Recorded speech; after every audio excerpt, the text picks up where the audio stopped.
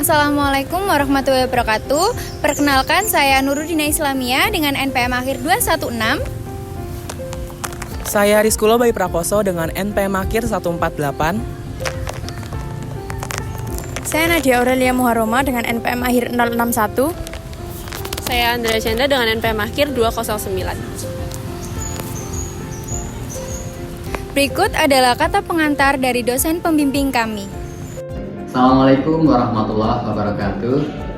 Saya Pak Nur Hadi, adalah pembina mata kuliah pemodelan bisnis di program studi administrasi bisnis FISIP UPN Veteran Jawa Timur.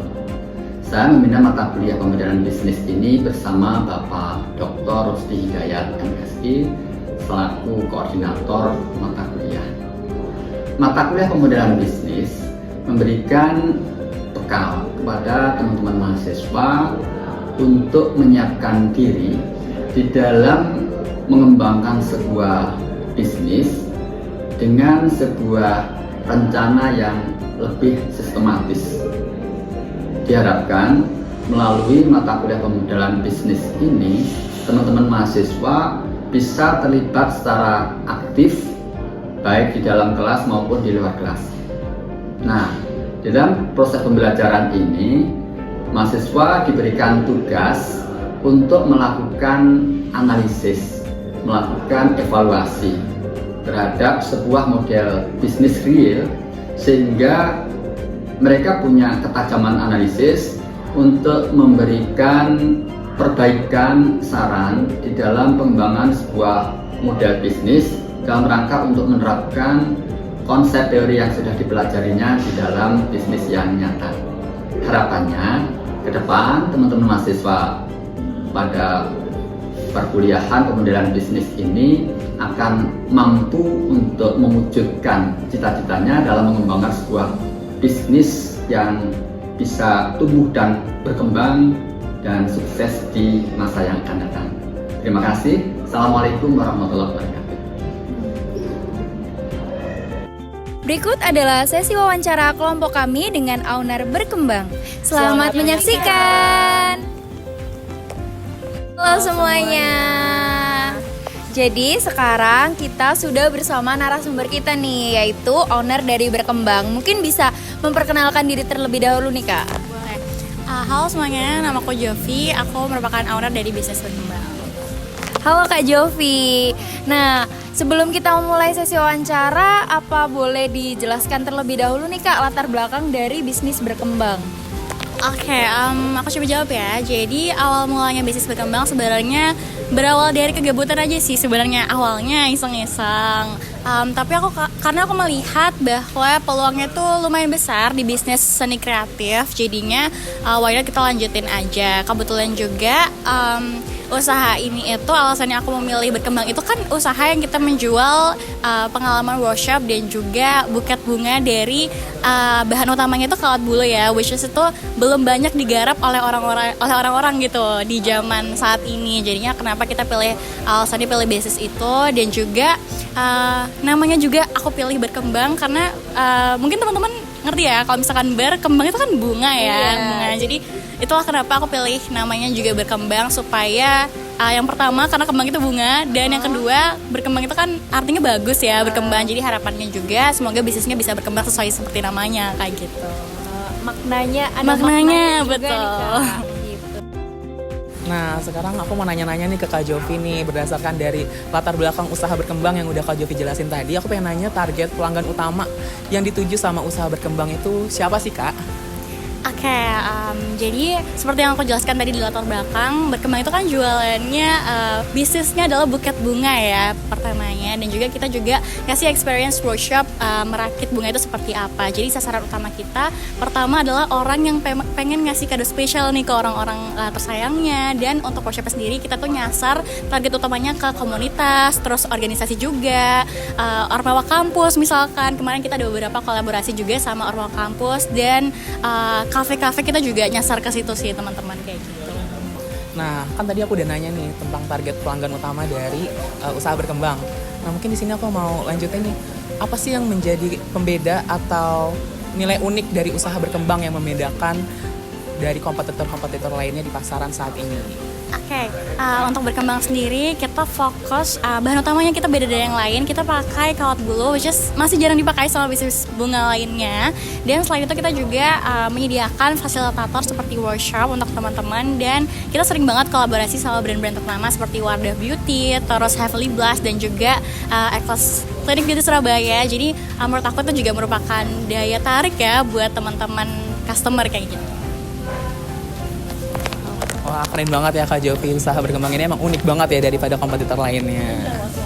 Oke, buat pertanyaan selanjutnya, para pelanggan itu bisa menjangkau sama menghubungi berkembang itu biasanya bisa melalui saluran apa aja? Oke, untuk saluran atau media yang kita gunakan untuk promosi bisnis berkembang sendiri itu of course sosial media ya. Kita lagi aktif-aktifnya ngejar-ngejarin sosial media karena menurut aku itu paling efektif di zaman sekarang, apalagi udah modern dan bisnis itu sekarang harus terdigitalisasi ya. Kita biasanya paling aktif itu di sosial media Instagram. Tapi selain online biasanya itu kita kan ada experience workshop ya. Jadi biasanya dari pelanggan customer sebelumnya yang udah pernah ikut workshop itu mulut ke mulut gitu ya. Jadi kayak peserta ini ternyata temennya peserta workshop sebelumnya kayak gitu. Jadi menurut aku yang paling pertama kita pakai social media, paling aktif di Instagram. Dan juga menurut aku cara efektif lainnya itu dari memang promosi mulut ke mulut aja di customer. Makanya itu penting banget buat kita kasih impresi yang selalu baik ke pelanggan kayak gitu sih. Berarti dari sosial medianya berkembang sendiri itu masih aktifnya di Instagram aja atau ada sosial media yang lain? Oke, sekarang yang paling aktif itu di Instagram, tapi kita juga lagi kita juga lagi main di TikTok sih sekarang gitu. Jadi Instagram dan TikTok yang lagi aktif. Oke, buat selanjutnya gimana sih berkembang itu bisa mempertahankan hubungan jangka panjang sama pelanggan kayak dari sosmednya atau waktu workshop kemarin gitu? Oke, untuk mempertahankan hubungan jangka panjang sama customer, biasanya itu setiap mereka habis melakukan interaksi apapun sama kita tuh selalu tanya feedback dan juga follow up sih ke mereka. Jadi kebutuhannya mereka apa yang bisa kita kasih gitu ya. Mungkin seperti penawaran-penawaran spesial seperti diskon atau membership juga. Mungkin dengan adanya next workshop atau next event dari berkembang, kita selalu follow up kembali ke teman-teman customer. Jadi supaya mereka selalu merasa ini tuh komunitas baru juga buat mereka gitu. Jadi kita juga lama-lama kita tuh membentuk suatu circle atau komunitas baru ya, yang kayak sama-sama pengen ikutan workshop bareng, terus coba-coba hal kreatif lainnya kayak gitu. Oke Kak, kita lanjut ke pertanyaan selanjutnya. Kan tadi Kakak udah jelasin terkait kegiatan-kegiatan berkembang yang kolaborasi dengan brand-brand lain. Kira-kira penghasilan atau sumber dana paling utama sendiri dari berkembang itu dari mana asalnya? Oke, jadi kalau misalkan sumber dana bisnis berkembang itu yang paling pertama kita dari penjualan buket itu sendiri, dari penjualan hasil-hasil kita sendiri, dan juga dari pendaftaran workshop sih. Karena kita tuh paling sering itu event activation-nya itu dari workshop Park Flower Buket juga. Also kita juga ada beberapa kolaborasi sama brand, itu biasanya masuk sponsorship juga ke kita gitu. Baik itu bentuknya fresh money atau mungkin produk juga. Jadi itu sih beberapa saluran sumber dana kami. Yang selanjutnya, kira-kira apa aja sih Kak sumber daya utama yang diperlukan berkembang untuk menjalankan operasional bisnis selanjutnya?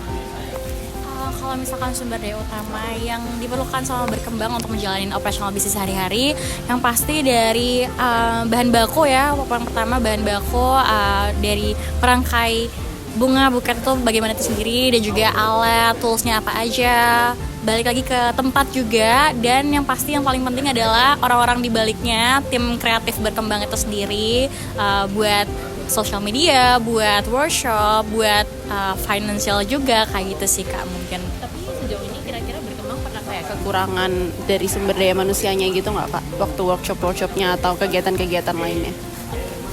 Untuk sumber daya manusianya sendiri, sebenarnya untuk tim inti kita tuh baru dikit banget teman-teman. Tim intinya itu yang benar-benar dari organik berkembang ya, itu cuman ada 3-5 orang. Tapi kalau misalkan ada workshop, biasanya itu kita minta bantuan teman-teman volunteer gitu. Jadi kalau misalkan ada workshop pesertanya lebih banyak, biasanya kita tuh hire orang untuk bantu kita di event itu aja gitu. Tapi untuk operasional kita sendiri, SDM-nya cuma dikit sih, cuman sekitar 5 orang. Kita lanjut ke pertanyaan selanjutnya, apa aja sih Kak aktivitas yang perlu dijalanin oleh berkembang untuk menciptakan proposisi nilai dan memenuhi kebutuhan pelanggan?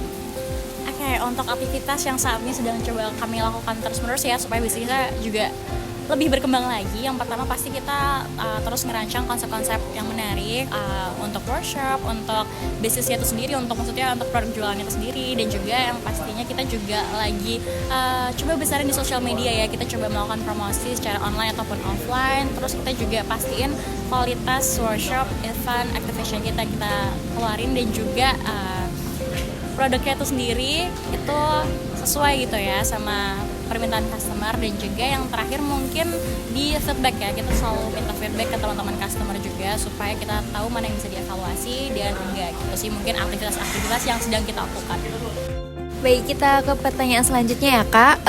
Apakah Berkembang ini sudah memiliki mitra untuk mendukung operasional dari Berkembang sendiri? Oke, untuk mitra sendiri biasanya itu seperti yang aku mention di pertanyaan-pertanyaan sebelumnya, kita udah pernah bermitra dengan contohnya mungkin di beauty brands itu kita ada Wardah Beauty, terus ada Ecos Clinic Beauty Surabaya juga, dan satu lagi mungkin Heavenly Blush ya, itu di produk F&B.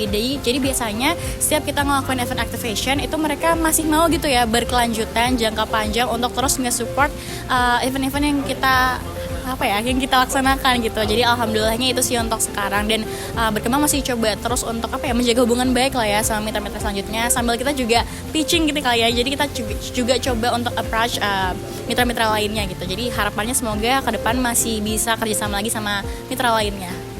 Nah, ke pertanyaan selanjutnya nih Kak ya. Apa saja biaya utama yang harus dikeluarkan oleh Berkembang untuk menjalankan bisnis, dan bagaimana Berkembang dapat mengelola biaya agar dapat tetap efisien tanpa mengurangi kualitas produk ataupun layanan yang diberikan? Oke, jadi untuk biaya yang harus dikeluarkan ya berarti ya sama Berkembang itu sendiri, pastinya yang paling utama dari bahan baku, terus toolsnya yang selalu kita gunakan untuk mungkin event activation, workshop, terus balik lagi ke media promosi yang kita gunakan, mungkin kita tetap harus ada biaya yang keluar. Terus supaya lebih efektif dan efisien juga, yang pertama pasti kita cari supplier yang harganya kompetitif gitu ya. Jadi kita maksimalkan semua fungsi biaya yang keluar, seperti itu sih kalau misalkan di Berkembang.